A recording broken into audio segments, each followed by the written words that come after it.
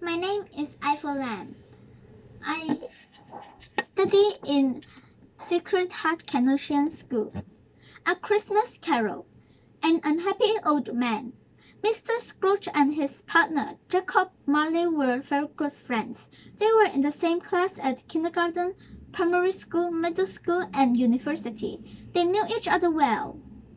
When after graduating the university, they went traveling together around the world. They went to Finland, New Zealand, Australia, and London. In Finland, they went to Santa Claus Village. They visited Santa Claus office too. They also went to ski at Levi. They enjoyed seeing aurora in the Arctic Circle. In New Zealand, they traveled around the South Island on a motorhome. They went to Queenstown and took the cable car to the mountain top. They took the large down the hill slope. In London, they went to the Big Ben. It was so huge. It looked like the clock tower in Chimsa Church. They also drank coffee when walking on the London Bridge, but it was not falling down. They liked London very much, so they stayed behind to live in London. They opened a moneylender business called the Scrooge and Marley. They enjoyed their jobs and made good profits. When the business grew bigger and bigger, they started more and more arguments. They missed the old days. They have become unhappy since then. One day, Marley went traveling alone, and the next message Mr. Scrooge heard was, "Marley died." Oh yes, Jacob Marley is dead.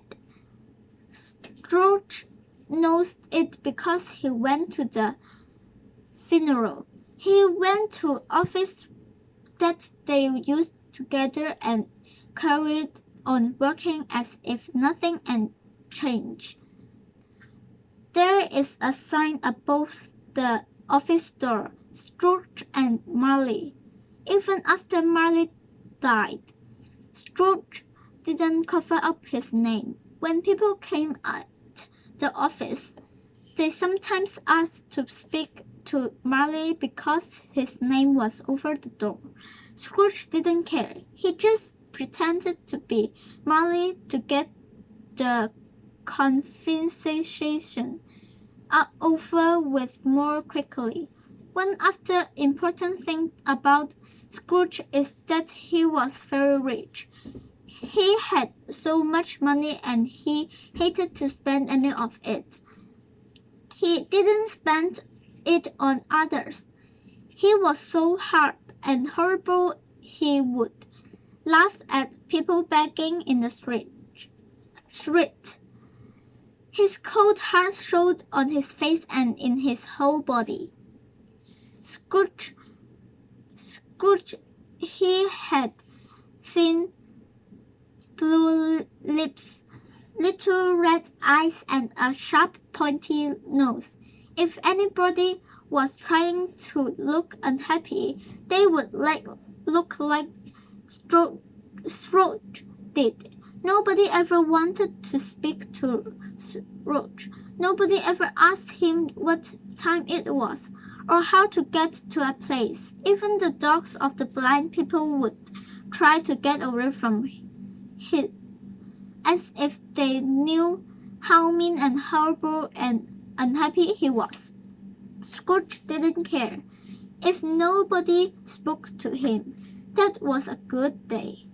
He could be as unhappy as he wanted to be, and in a strange way, I suppose that made him happy.